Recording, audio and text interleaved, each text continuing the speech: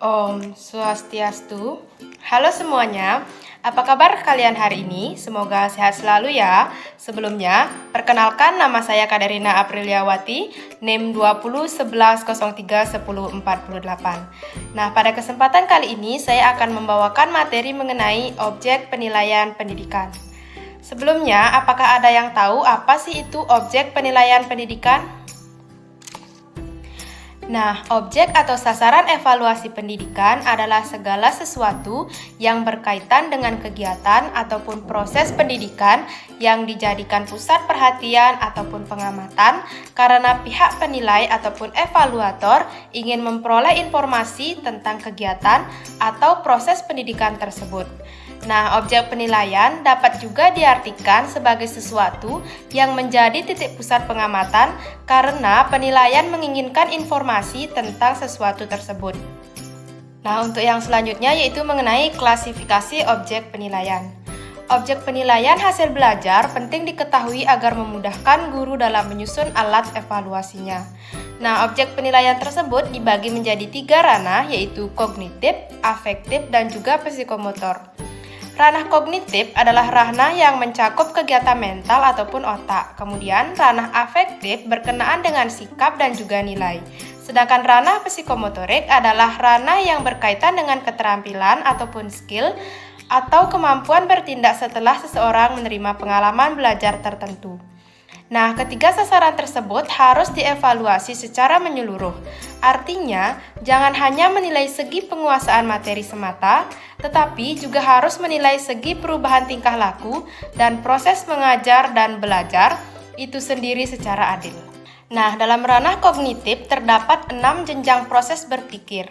Di antaranya yaitu yang pertama ada pengetahuan, hafalan ataupun ingatan yang disebut dengan knowledge. Pengetahuan ataupun knowledge adalah kemampuan seseorang untuk mengingat-ingat kembali atau mengenali kembali tentang nama, istilah, ide, gejala, rumus-rumus, dan juga sebagainya, tanpa mengharapkan kemampuan untuk menggunakannya. Kemudian yang kedua ada pemahaman atau comprehension. Pemahaman atau comprehension adalah kemampuan seseorang untuk mengerti atau memahami sesuatu setelah sesuatu itu diketahui dan diingat. Seorang peserta didik dikatakan memahami sesuatu apabila ia dapat memberikan penjelasan ataupun memberikan uraian yang lebih rinci tentang hal itu dengan menggunakan kata-katanya sendiri. Nah, pemahamannya dapat dibedakan ke dalam 3 kategori, yaitu yang pertama ada tingkat terendah. Tingkat terendah adalah pemahaman terjemahan, mulai dari terjemahan dalam arti yang sebenarnya, misalnya dari bahasa Arab ke dalam bahasa Indonesia. Kemudian yang kedua ada tingkat kedua, yaitu disebut dengan pemahaman penafsiran. Pemahaman penafsiran yakni menghubungkan bagian-bagian terdahulu dengan yang diketahui berikutnya, atau menghubungkan beberapa bagian dari grafik dengan kejadian, membedakan yang pokok dan yang tidak pokok. Kemudian yang ketiga ada tingkat ketiga yang disebut dengan tingkat tertinggi, pemahaman ekstrapolasi. Dengan ekstrapolasi diharapkan seseorang mampu melihat di balik yang tertulis, dapat membuat ramalan tentang konsekuensi atau dapat memperluas persepsi dalam arti waktu, dimensi, kasus ataupun masalahnya. Kemudian yang ketiga, penerapan ataupun application. Penerapan ataupun application adalah kesanggupan seseorang untuk menerapkan atau menggunakan ide-ide umum, tata cara, ataupun metode-metode, prinsip-prinsip, rumus-rumus, teori-teori, dan juga sebagainya dalam situasi yang baru dan juga konkret. Kemudian yang keempat ada analisis. Analisis adalah kemampuan seseorang untuk merinci atau menguraikan sesuatu bahan atau keadaan menurut bagian-bagian yang lebih kecil dan mampu memahami hubungan di antara bagian-bagian ataupun faktor-faktor yang satu dengan faktor-faktor lainnya. Kemudian yang kelima ada sintesis. Sintesis adalah suatu proses yang memadukan bagian-bagian atau unsur-unsur secara logis, sehingga menjelma menjadi suatu pola yang berstruktur atau membentuk pola baru. Kemudian yang keenam ada penilaian atau penghargaan ataupun evaluasi. Penilaian ataupun evaluasi merupakan kemampuan seseorang untuk membuat pertimbangan terhadap suatu situasi, nilai, ataupun ide. Ketika seseorang dihadapkan pada beberapa pilihan, maka orang tersebut akan mampu memilih satu pilihan yang terbaik. Nah, dalam ranah afektif, menurut Krathwohl 1974 dan kawan-kawan, ranah afektif dibagi menjadi 5 jenjang. Yang pertama yaitu penerimaan atau receiving atau menaruh perhatian attending. Penerimaan atau menaruh perhatian yaitu kesediaan menerima rangsangan dengan memberikan perhatian kepada rangsangan yang datang kepadanya. Nah, penerimaan juga bisa diartikan sebagai kemauan untuk memperhatikan suatu kegiatan atau objek. Kemudian yang kedua ada menanggapi atau responding. Menanggapi adalah kemampuan yang dimiliki seseorang untuk mengikut sertakan dirinya secara aktif dalam fenomena tertentu dan membuat reaksi terhadapnya dengan salah satu cara. Hal ini mencakup ketepatan reaksi, perasaan, kepuasan dalam menjawab stimulus dari luar yang datang kepada dirinya.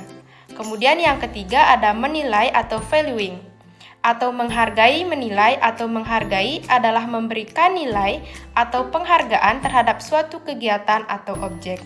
Sehingga apabila kegiatan itu tidak dikerjakan, dirasakan akan membawa kerugian atau penyesalan. Kemudian untuk yang keempat ada mengorganisasikan atau mengatur yang disebut dengan organizing. Organizing yaitu mempertemukan perbedaan nilai sehingga terbentuk nilai baru yang lebih universal, yang membawa kepada perbaikan umum.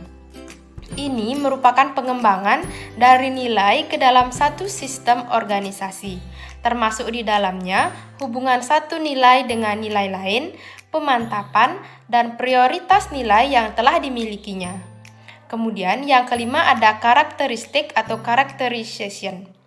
Karakterisasi atau characterization adalah menjadikan nilai-nilai yang diorganisasikan untuk tidak hanya menjadi pedoman perilaku, tetapi juga menjadi bagian dari pribadi dalam perilaku sehari-hari. Jadi, karakteristik merupakan keterpaduan semua sistem nilai yang telah dimiliki seseorang yang mempengaruhi pola kepribadian dan juga tingkah lakunya. Nah, untuk yang terakhir yaitu ranah psikomotorik. Hasil belajar psikomotor tampak dalam bentuk keterampilan atau skill dan kemampuan bertindak individu. Ada 6 tingkatan keterampilan, diantaranya yang pertama yaitu gerakan refleks, yaitu keterampilan pada gerakan yang tidak sadar. Kemudian yang kedua ada keterampilan pada gerakan-gerakan dasar. Yang ketiga ada kemampuan perseptual, termasuk di dalamnya membedakan visual, auditif, motoris, dan yang lainnya. Kemudian yang keempat ada kemampuan di bidang fisik, misalnya kekuatan, keharmonisan, dan ketepatan. Kemudian yang kelima ada gerakan-gerakan skill, mulai dari keterampilan sederhana sampai pada keterampilan yang kompleks. Kemudian untuk yang terakhir, yang keenam, yaitu ada kemampuan yang berkenaan dengan komunikasi atau non-disservice seperti gerakan ekspresif dan interpretatif. Baik, sekian materi yang dapat saya sampaikan. Jika ada salah kata, saya mohon maaf dan saya tutup dengan Paramesanti. Om Santi Santi Santi Om.